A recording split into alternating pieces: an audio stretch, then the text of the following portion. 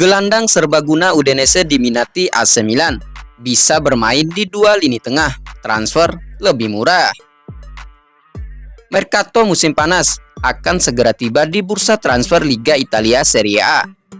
Evaluasi mulai dilakukan mengenai di mana AC Milan mungkin akan memperkuat tim. Siapa yang dapat mereka pilih untuk mengisi peran tersebut? Untuk tambahan amunisi Stefano Pioli, Carlo Pellegatti telah menganalisis opsi yang mungkin dipertimbangkan oleh Rossoneri. Mengenai rekrutmen AC Milan di musim panas, fokus adalah pada striker dan bek tengah baru. Namun seperti yang terjadi pada Mercato bulan Januari, Rossoneri akan mengevaluasi pilihan mereka. Berpotensi mengambil tindakan berdasarkan peluang menarik yang muncul, meskipun seorang gelandang baru tidak menjadi kebutuhan utama. Jika ada peluang untuk memperkuat lini tengah mereka, maka Diavolo mungkin akan mengambilnya. Dan salah satu gelandang yang diyakini akan mereka incar adalah Welles dari Udinese dengan harga yang lebih murah. Di saluran YouTube-nya, Pellegatti menganalisis prospek AC Milan untuk merekrut Welles, dan perkataannya telah disampaikan oleh Milan News. Mereka mengatakan kepada saya bahwa AC Milan mungkin mempunyai ide untuk merekrut seorang pemain yang telah saya analisis, yang memiliki statistik yang sangat-sangat menarik, ungkapnya. Dia berbicara tentang seorang pemain dengan tinggi 1,88 cm, berat badan 75 kg dari tahun 2019 di Udinese dan telah mengetahui Liga Italia dengan baik.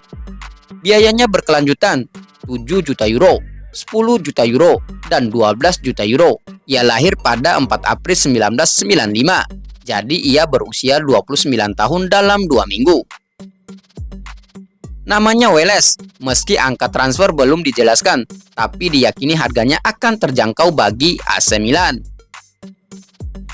Dia bisa bermain sebagai dua gelandang, tapi juga sebagai tiga gelandang, bersama Reinders dan juga Ismail Bennacer. Statistiknya, 82% umpan sukses, 84,6% dribble sukses. Dari 215 duel, dia menang 126. Dia ideal untuk memberikan fisik itu. Di musim kedua, dia berada di urutan kedua dalam duel yang dimenangkan. Tahun ini, dia mencetak 2 gol. Dia bukan orang yang baik dalam memberikan masukan ofensif, tapi dia akan ideal untuk memberikan kekuatan fisik.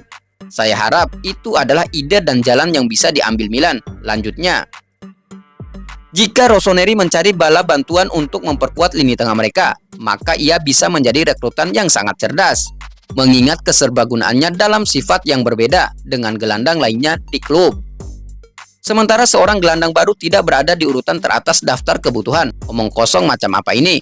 Komentar fans AC Milan. Jika tujuan manajemen adalah menghasilkan uang, mereka akan fokus pada pemain termurah yang bisa menjamin dan juga bisa memiliki nilai jual kembali yang tinggi.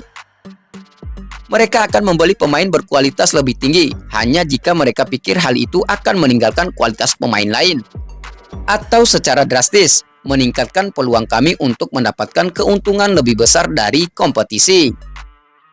Gelandang saat ini mempunyai potensi untuk meningkatkan nilainya. Gajinya cukup murah dan tampaknya cukup bagus untuk masuk 4 besar. Yang perlu dikhawatirkan adalah para pemain yang akan meninggalkan AC Milan, seperti Oliver Giroud, Simon Kjær, dan Mike Maignan.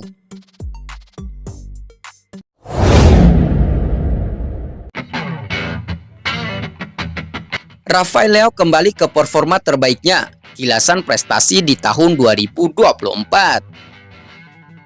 Paruh awal musim 2023-2024 tidak sepenuhnya mencerminkan kemampuan sebenarnya dari Rafael Leao.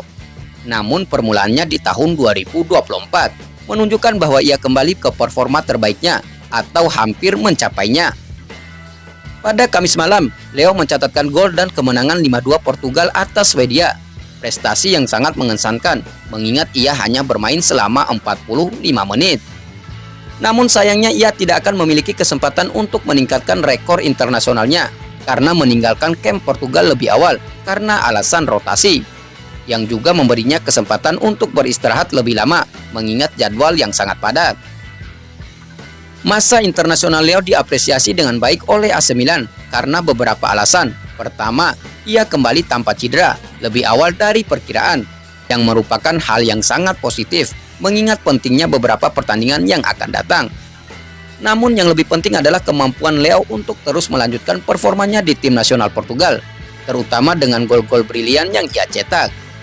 Seperti yang dilaporkan oleh Milan News, meskipun awal musimnya mungkin tidak begitu mengesankan seperti sebelumnya, namun Leo telah menunjukkan peningkatan dalam jumlah gol dan asisnya dalam beberapa bulan terakhir.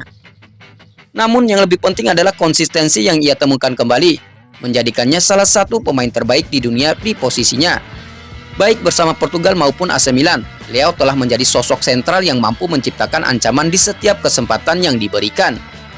Meskipun mungkin ada ketidaksesuaian di awal musim, namun Leo telah menunjukkan tanda-tanda bahwa ia akan kembali ke performa terbaiknya pada waktu yang tepat, terutama menghadapi beberapa pertandingan penting yang semakin dekat.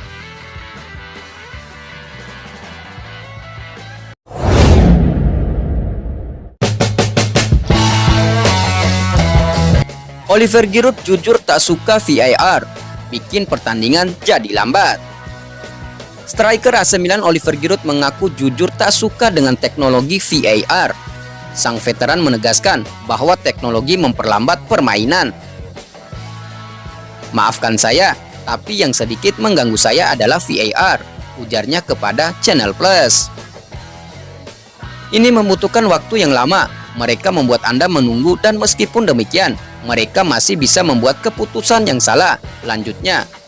Selain pertandingan jadi lebih lama, VAR membuat segalanya tidak lagi spontanitas, meskipun mengurangi kontroversi. Lagi pula, menurut Giroud, VAR juga menimbulkan kontroversi. "Saya ingin kita menemukan cara yang tepat untuk menemukan spontanitas lagi," lanjutnya. Pemain Prancis berusia 37 tahun ini hanya memiliki sisa kontrak 3 bulan lagi dengan Rossoneri dan masih belum memutuskan apakah akan menandatangani kontrak baru atau tidak. Laporan terbaru menunjukkan bahwa dia tergoda untuk pindah ke klub MLS. Oliver Giroud terus membuktikan dirinya sebagai pilihan yang andal dan berguna bagi Milan musim ini. Ia mencetak 12 gol dan memberikan 8 assist dalam 26 pertandingan liga, mendorong beberapa penggemar untuk menekan klub untuk menandatangani kontrak baru. Ia kemudian ditanya tentang rumor bergabung dengan skuad Prancis untuk Olimpiade Paris. "Saya tidak ingin mengambil tempat pelatih Henry, tapi menurut saya ada baiknya untuk memanggil 3 pemain yang dia inginkan untuk lebih dari 23 pemain, yaitu saya, Antonio Griezmann, dan Mbappe. Mungkin itu pertanyaan lain," katanya. Giroud akan duduk bersama manajemen Milan di musim panas untuk membahas kemungkinan kesepakatan baru. Pekan ini dilaporkan bahwa Los Angeles FC sedang melakukan pembicaraan lanjutan dengan Oliver Giroud.